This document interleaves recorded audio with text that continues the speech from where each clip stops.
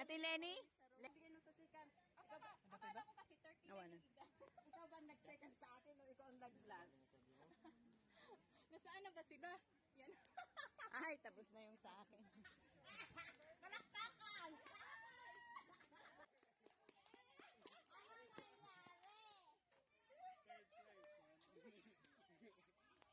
Where did you go?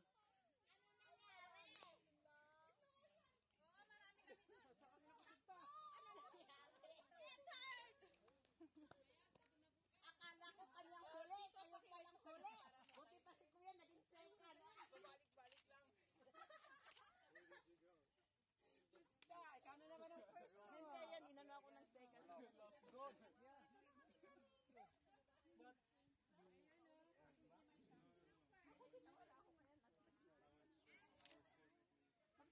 Ang alam ko, nandito na kayo. Kapag ka dumaan.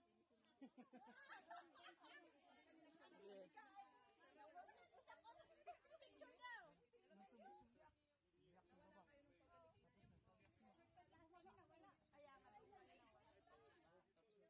Bumaba na ako. Kaya nasuntang iyak kami.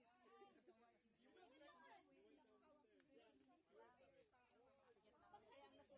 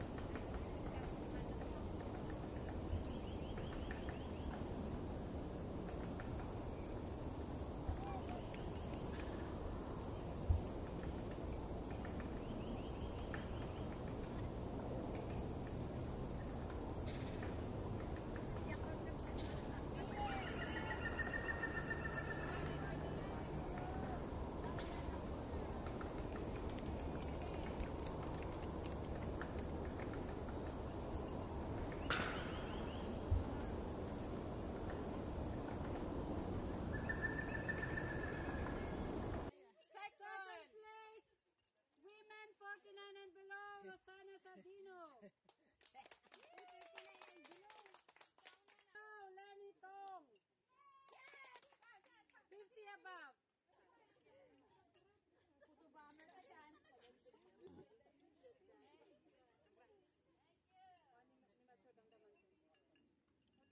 for the third place, women 49 and below, Ivan Logan. Ay, ako yun? Ay, ako yun sa may kasjay. Ay, si Kakayan din. Ikaw maganda GoPro man.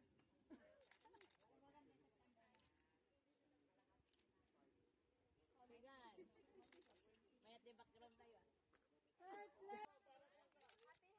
Second is Measure to Tanis.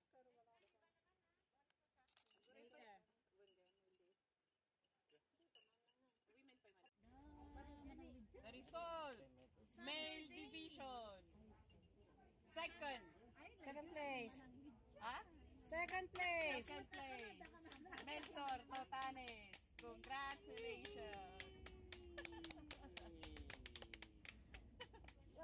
Third place man, Roberto Caballero. Baliktad nyo! Baliktad! Yes, sinabukaw.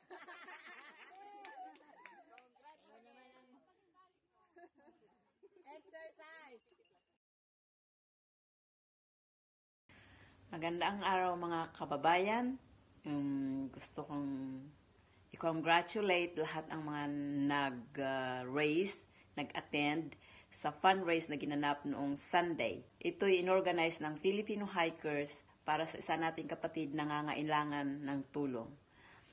Ang experience ko doon is napakaganda dahil wala kang clue, walang sign. Ikaw ang gagawa ng paraan para makarating sa iyong paruroonan. Yan ang pinaka-challenge, kaya ilang beses kaming nawala, pero we did our best to reach the destination.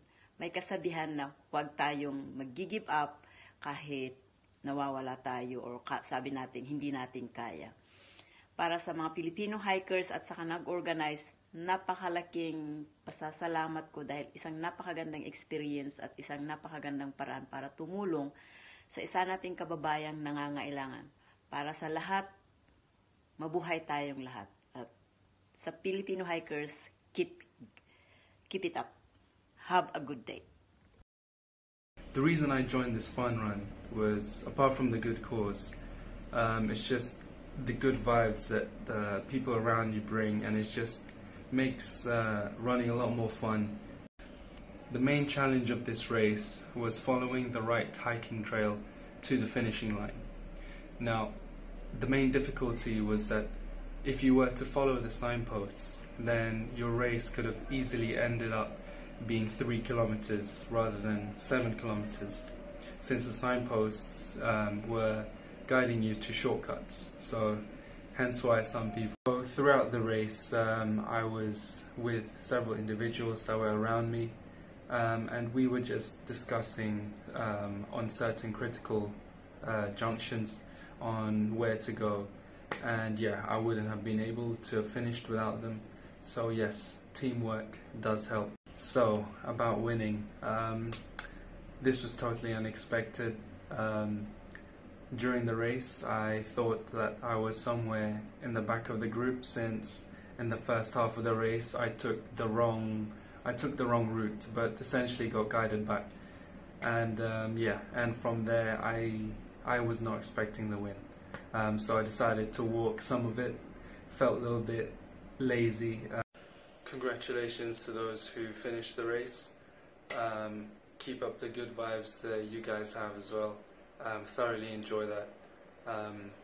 And yes, big thanks to the organizers and the people taking the pictures and making this event successful. Good morning, Filipino hikers. My name is Dalian. Nakita ko po yung post ng isang tita sa social media at nagtanong ako kasi gusto kong sumali.